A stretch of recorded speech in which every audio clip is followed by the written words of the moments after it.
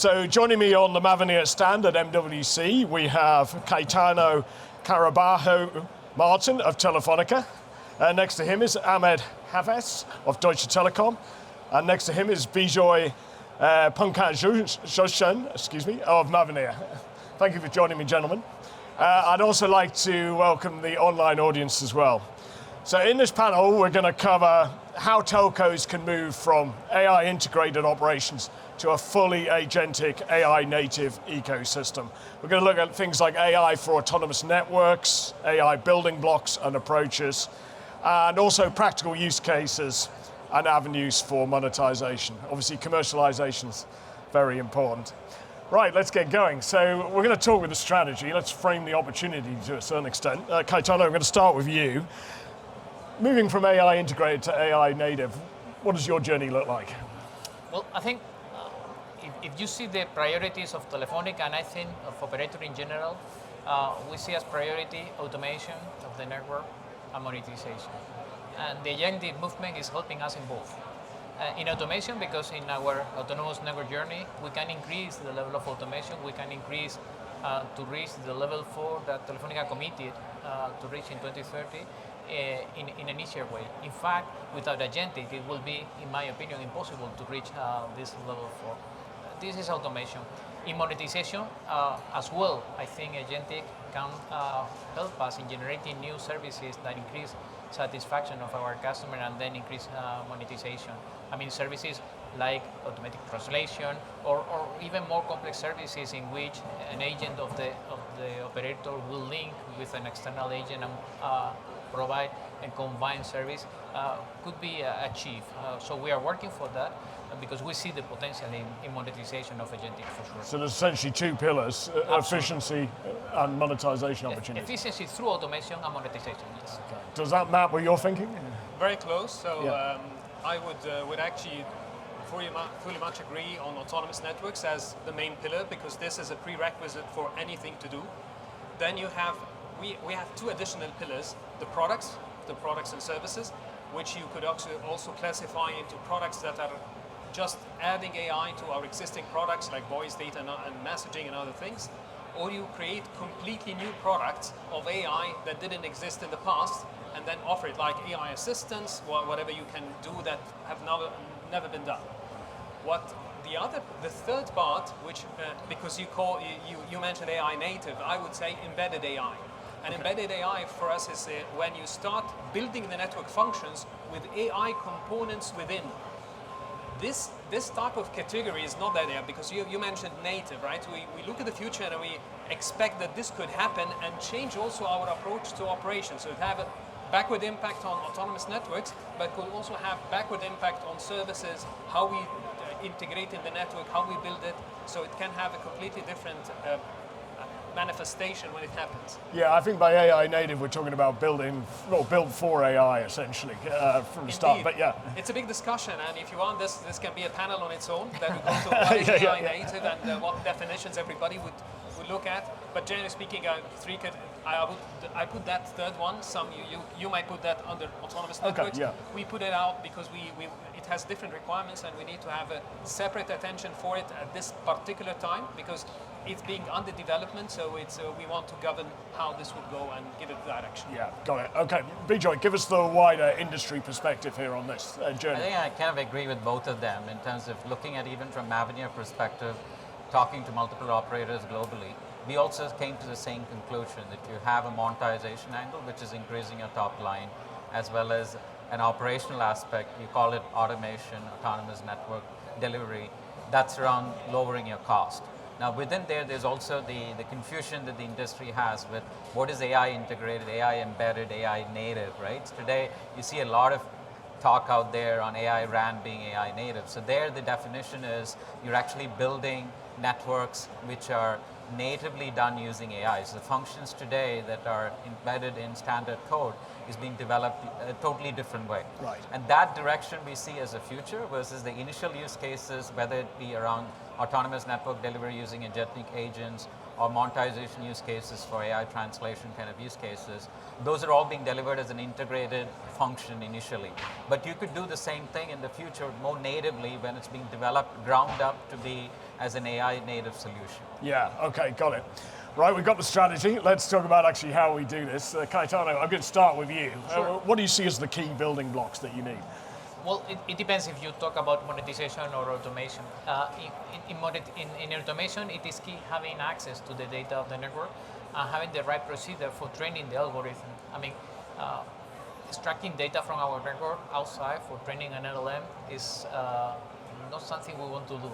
Right, okay. So this is tricky. So we have to find a way of federating the data and federating the training for not extracting the data and having still a model that is a network language model that will answer the requirement of automation of the network without putting in risk our data. This is key.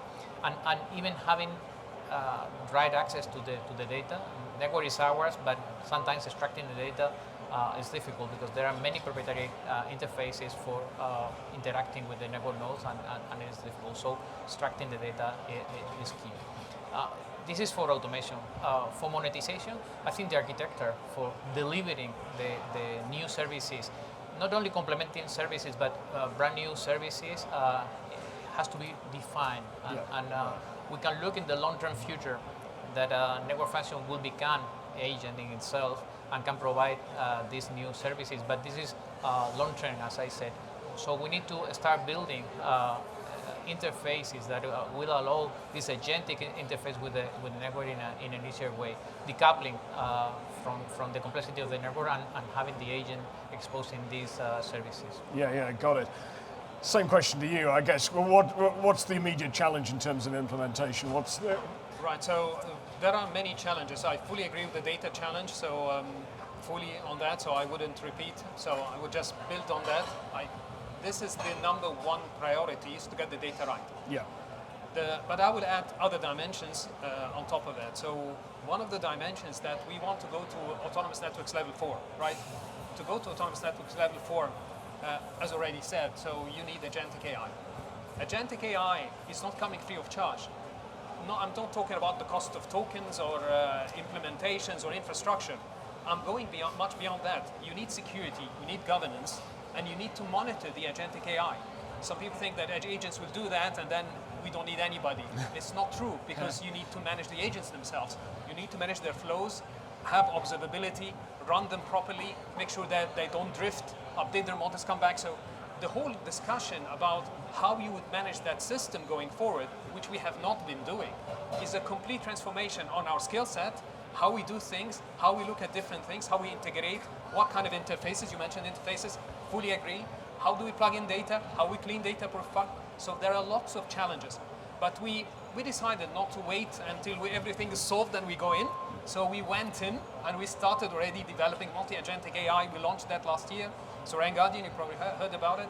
And also we did a lot, we're doing a lot of stuff on data, on AI, on the autonomous networks and on products. And because we cannot wait until they cannot be in sequence, they're all happening in parallel. So you're saying roll up your sleeves, get started, but be vigilant at the same time. And I have to admit that the knowledge we have today is far ahead with a year ago when we've been. Right. When a year ago we had certain things in mind. This have changed dramatically. 2 years back, we had a completely different mindset. Yeah. Maybe 3 years back we were skeptical.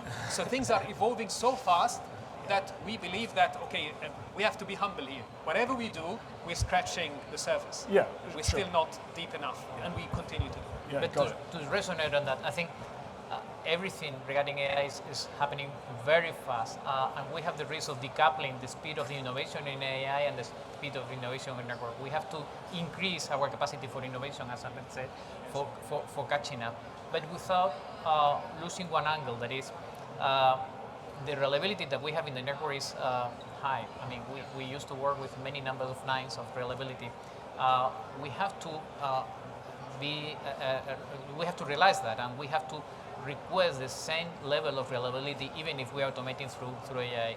And my point is, reliability of agentic era is not yet there, and we have to be very careful. Hallucination, for instance, when you are managing network will be catastrophic, and we have to be to put all the criteria that will allow us to manage the network in a safe way. Security and governance is key. Is my point. This can't be just a best effort service. Absolutely. Bejoy, yeah, this is an important point. Telecoms culture is quite different to, let's say, AI native culture per se. How do you bridge those two worlds? I mean, as Ahmed just mentioned, right, these capabilities, we view it as a platform layer. So initially everybody was talking about the migration from OpenStack to containers. Now you have containerized workloads that's widely deployed in the operator network. So now getting AI workloads, whether it's agentic AI or future, any type of AI workloads on it, brings an additional layer of complexity which needs to be addressed in the market. That includes security, observability. It's also like earlier we used to talk about DevOps and secure DevOps. Now you're talking agent ops, ML ops. All that is part of the pipeline that needs to be addressed once you have the data and once you define these use cases that you want, right? Like for example, we talked about data in the operational context. Talk about use cases. Yeah. Translation use case is an example that just T-Mobile announced that in the US.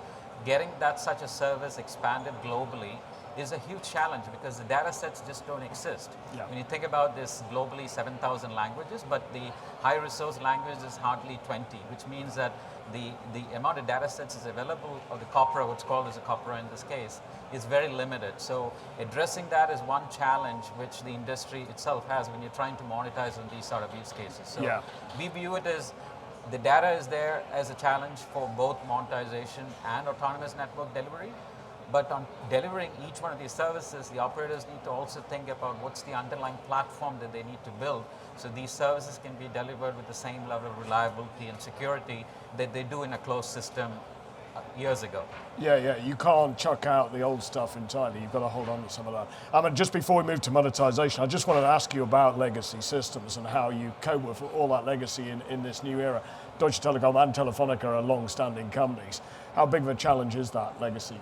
That's a very big challenge when we talk about legacy equipment. And it depends what you're trying to do with the legacy equipment. Many of the things that we do today with Agentic AI for autonomous networks comes on the OSS layer, which means that you collect data, see what you want to do with it, what kind of actions you go back. And the challenge comes back when these systems do not have access for closed-loop automation, for example.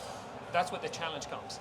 Of course, there are many angles. The best one of them is to retire legacy systems. Right. Yeah. So, yeah, you can always try to retrofit, fix, we have a workaround, but the best way we found is that we really do that. And sometimes we choose not, if the retirement is close, we choose not to invest in the legacy systems and leave them to fade down and then remove. And then what we do is that we put our attention and our focus on all the systems that are more compatible. And legacy here doesn't mean anything old. No, many things are old but still functioning as non-legacy. But legacy means that it doesn't have the basics that you can integrate AI to or manage them by. Yeah, got it. Right, let's talk about monetization. Now, start with you, Cayetano. Where do you see the near-term opportunities there? What can you sell, essentially? I think the near-term opportunity is complementing services that we have with AI. This is, I would say, easier. And there are many opportunities. Translation, for instance, or anything that is related with communication is an opportunity with some challenges. We have dependency on devices, for instance, that we have to solve. An operating system should allow us to do this innovation, but I think this is easy to do. The next phase would be completely new services like assistance or agent for verticals businesses. This could be really successful. This could be more difficult, but I think in the second phase we will touch that. We will attack that. It will be very interesting for operator because this open and this new is opportunities. This is B2C and B2B. Both, yes. Yeah. I think Agentic will, for brand new services, will start, I guess, with B2B, but of course we have to move to B2C. Yeah. Bejoy, if I can bring in you on this point, looking across the industry, have you seen particularly interesting examples of monetization in this context? The easy one that everybody talks about is voice-related services, voice agents on the customer care side. Now for the consumer market, translation use cases, for enterprise use cases as well. Where we believe there is a bigger opportunity that operators are missing out on are things like, for example, consent as a service. The operator trust, security is trusted by all consumers, right? if you have something on all the AI services which becomes a front-end portal that the operator offers to say, I've given my consent to use my data for training purposes of language, but not for advertising, not for surveillance. And I could have a single place through which I could go remove all my checks and consents that are given in the past. Or as an example, edge as a service. Everybody's been trying to monetize on edge. The whole concept of doing language corpora and collecting the data, doing it at the edge and exposing it for governments, new startups, for universities. These are new avenues which I don't see a lot of operators talk about. It's the easy services that you talk about, which is around the translation, but there is a bigger opportunity in the market if you have the right mindset and if you can kind of address that. There's challenges there, but I think I'm just trying to give examples of use cases that people don't usually talk about, right? Yeah, sorry, on that first one, so just to clarify, you're talking about a sort of consent console which will be managed by the operator on behalf of consumers. Because you own the identity, Yeah. and the key part to this is if you're giving a consent to anything, it needs to be an opt-in service. Yeah. It needs to be granular and it needs to be auditable. So who is the best position from a consumer perspective if you're going to leverage the data that the operators have in terms of interaction with customer care and other use cases, or voicemail that's deposited in the operator network? If you're going to allow using that data, then you need it to be pretty granular in terms of how I'm giving that consent for using AI. Yeah, got it. I think Bejoy touched upon that is very relevant, that is trust in operator, and the whole concept of trustworthiness of the service itself on operator is key. For instance, in consent, we are working in standardization bodies for defining the consent acquisition procedure and make it more user-friendly. Because we consider as operator that this will be key. There will be a need of many elements for the agentic economy to work. Consent will be one of them. For instance, authentication and identification of agent as well. When we will have third-party agent, we need to know which is the agent and what is the end of the agent and what is the consent and the authentication requirement that you have for that. And of course, operator can play a role there. I mean, operators moving in that direction with the open gateway APIs, that's partly a trust play, right? I think the mechanism for acquiring the consent in Open Gateway can be translated into more other fields, and Agentic could be as well one good opportunity for implementing the same consent mechanism. Yeah, and let's get Ahmed's thoughts on this. What did you think of what Bejoy was suggesting there? Well, I mean, on the consent or general? Both, yeah. So I'll come back to the consent, but I fully agree with it. But just on the services that we can do with AI today, we also have on our booth, if you want to see, the AI voice call summary. So AI voice, I think, is a consensus that it's coming back. And I use the term with the quote from my boss and say, voice is coming back from the ashes. Because usually we had voice and then we're not monetizing voice anymore. Most of us are offering voice for free. And you might monetize data on top, but voice is coming back, which is really a great opportunity. But it's not it. I mean, the sky's limit. We can talk about a huge amount of possibilities. We have also another use case or showcase as well there on voice detection or fake voice detection. When an agent now, if someone wants to fake, just calling in and say, I'm your daughter, I'm pretending to be your daughter, trying to get some money out of you in any condition, we can detect that this is an agent. Right. It's a fake voice, so then the user is warned. Yeah. This is another one, security. So security is a very crucial angle. But going back to the consumers and helping consumers, and let alone the fact that AI can help us empower customers to configure their own services, adjust their own services, hyper-customize things, like in B2B cases. If we have transport layer services, and they can configure, do what they want, change routes, change things, take different SLAs, and all that. We help that with AI to make sure that it's happening, make sure that there is an SLA in real time. All these elements are enablement of service that we are looking in today. This is a near future thing. Yeah. I can see in an enterprise context that's crucial, potentially. Yes. And the sky's the limit, really. So if we stay for 1 hour here, we will have an hour more ideas. If we stay 2 hours, we have 2 hours more ideas. So it's really sky's the limit. Bejoy, I just want to touch on one thing on the voice side of things. To what extent can you see AI agents actually detecting emotions and then, actually interacting with humans on that level? Because often somebody might phone up in a very frustrated mode, or they might phone up in a happy mode, and again, you need to respond differently, right? Yeah, so it's actually a pretty interesting problem, because the way translation, as an example, works today is you do a speech recognition, then you do a translation of the text, and then finally you do a translation of the text into speech, right? So it's a 3-step process. Now, there are newer models out there which do direct speech to speech, in which case translating these emotions that's there is pretty easy to do as well. Right. And this was a problem not just in translation. If you think about video captioning, right, and transcription that came through, and using the transcription to convert to audio. And there are many of those use cases where people have lost voice, and you're using and you're just typing something, and you want to convey emotions in there.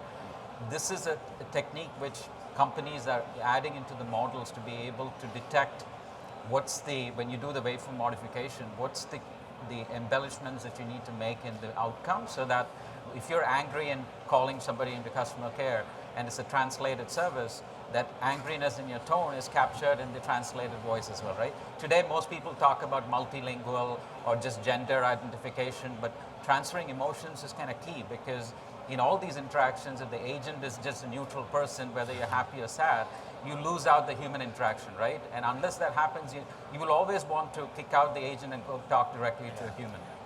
With one exception, is that in customer service, you would prefer that the customer service has no emotions. because what happens in the case of an angry customer, you might also respond badly. And I met an operator from Indonesia, so they were telling that they have now customer service 80% on AI, on Agentic AI, and actually they say that the customer satisfaction with that is higher than they were with humans. But you can understand there's no temperament into the conversation. You can be angry as you want, and they will calm you down, which is an advantage of AI. Sometimes we don't need emotions. So. Yeah, you do want a certain level of empathy, right? Yeah, you don't want somebody to be completely ignoring the fact that you're upset, right? So, but actually, let's just stay with, because you've launched in the US the voice AI. Let's just talk a little bit about how that's been received, and also just what you had to do to actually get to that point. Just talk here as well. So also in Germany, we have done that, and we have the trials that they're already up and running. Okay. And we plan also to launch this year. So. Right. So the point with the challenges, actually plugging in AI in existing services is not standardized. There is no standard for that. So what happens is that you decide how you approach it. There's no scaling approach. So you can maybe have a service that you would offer, but in order to offer multiple services at the same time, you hit immediately into an architectural problem. Right. Because you can decide, everyone can decide, but that's exactly what we in telecoms have been trying to avoid since 30 years. We are trying to follow standards so that we can be scalable, we can integrate multiple suppliers. Then this is a challenge. And the other dimension Bejoy have just talked about is the dimension of the different models. So you need the flexibility. So on one hand, you don't have a standard, so you need to build a proprietary solution. On the other hand, you need flexibility because things are very dynamic and go very fast. So combining these things for us was the biggest challenge. And how's it been received by the market? I think it was received very positively. I think what you said about voice being sexy again, right. There were many ads on LinkedIn, others once the operators started launching translation service in voice.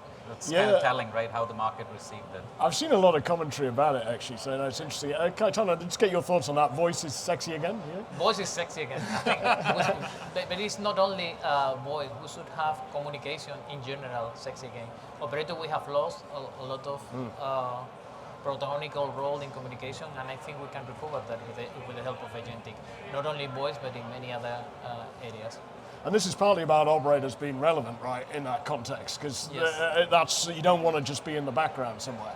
I think we want to be relevant. We can provide new services to our customers. We have some challenges. For instance, interaction with operating system is tricky.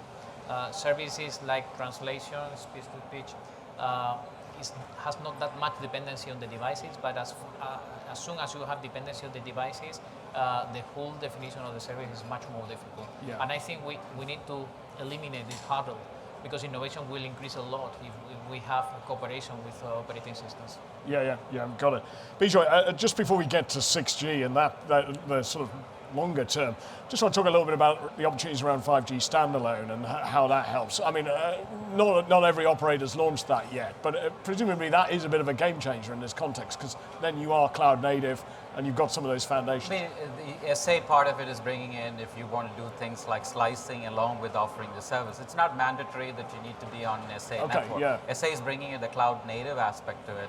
SA is bringing you the data availability aspect, because you're using services-based architecture, so you have easier access to data. That's the only dependency that's there, but we don't view it as a prerequisite for you to actually launch a translation service. Yeah, okay. The bigger question that we have is, today, most of these services, when operators talk about launching, is partnering with a cloud provider, right? But over longer term, is that a sustainable model versus bringing it on-prem? Because if the value is really in running models that are fine-tuned for specific use cases and adapted for the behavior that the operator has access to in terms of working under the mobile conditions, if there is a golden nugget there for the operator, that becomes hugely valuable to them, right? Because right now, I bet a lot of the money is going into partnerships that you're paying with OpenAI or Anthropic or others, as opposed to if you have your own servers, especially in the case of DT and Telefonica, where you're bringing out gigafactories. If you leverage that same infrastructure to run this on-prem with the right models and optimized, their revenue, that could be the big opportunity for them. Forget SA, this alone can give them a lot of revenue. But coming back to standard and technical stuff, I think communication services for sure will take advantage of 5G SA, but the key relevant thing, in my opinion, in standardization is IMS data channel. With IMS data channel, we can increase the level of communication services to be provided to the customer. Right. We can enrich communication with data. For sure, we will take advantage of 5G SA, but IMS data channel will give us another opportunity of improving communication services, including the agentic piece of it. Yeah. Let's just, so we've only got a few minutes left, but just moving through the 3GPP release roadmap, as it were, we're working our way through 5G advanced into 6G. So in the context, maybe I'll start with you, Ahmed. As we move through those standards, how does this impact the AI agentic opportunity? Well, I mean, if you ask what would I expect from this from this standardization, there are two angles there. One angle is actually going into the direction of being AI native, so enabling services by default. We need at least two things. One is that the data comes from the source, ready for agentic AI, right, not for humans and with fragmented metadata and fragmented information and schemas that are completely skewed. So we need very, very clear, clean and high quality data for consumption of agents. The second one is related to interfaces. We need clear interfaces that can go back to the network with implications and impact and closed loop for services. I'm not talking OSS now, autonomous networks. By then we should be done. Yeah, but right. I'm talking about really plug into the services that we deliver. Yeah. Cayetano, you mentioned, I think, 2030 for level 4 autonomous networks, so that kind of ties with the 6G timeframe. Are they connected directly? Well, for sure, when 6G will arrive, we assume to be already in level 4. I don't expect that big deployment of 6G in 2030. Okay. So majority of level 4 will be with that caveat, right? Yeah. But coming to 6G and commenting on top of what Ahmed said, we should expect that 6G will be AI ready and agentic. But we have to have a right balance between the evolution of the architecture we have today and being prepared for agentic era. My point is, we have done a big effort for moving to SBA architecture in 5G network, in 5G SA, and we need to evolve that, not to eliminate completely and building a completely new architecture. And we need to have, for sure, from the beginning, AI and agentic on top of the network, but in an evolution mode, in a way that we will implement the network with agentic, thinking the use cases that are coming, and not building a complete new network waiting for use cases that never will come. Yeah, okay, got it. That's the right way around, as it were, yeah. Bejoy, just get your thoughts on how 6G relates to this. Will 6G be essentially AI native? Will it be the first AI native generation?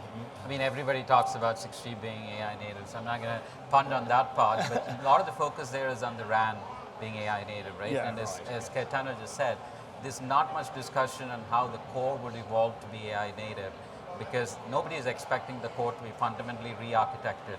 Nobody's expecting you to go build 20 new network functions done natively using AI. So the key is going to be how does the existing systems evolve to support the northbound AI agent interfaces. So that's where there's work in Kamara, for example, how agents can talk using MCP protocols to the existing systems. So it's about re-architecting the existing systems to be enabling the networks to be moving towards level 4, level 5, which means that it needs to be more cloud native, needs to be open, have access to data, and be automated. That's where the focus is more in the core. And of course, IMS data channel and other things can happen if the client support comes along.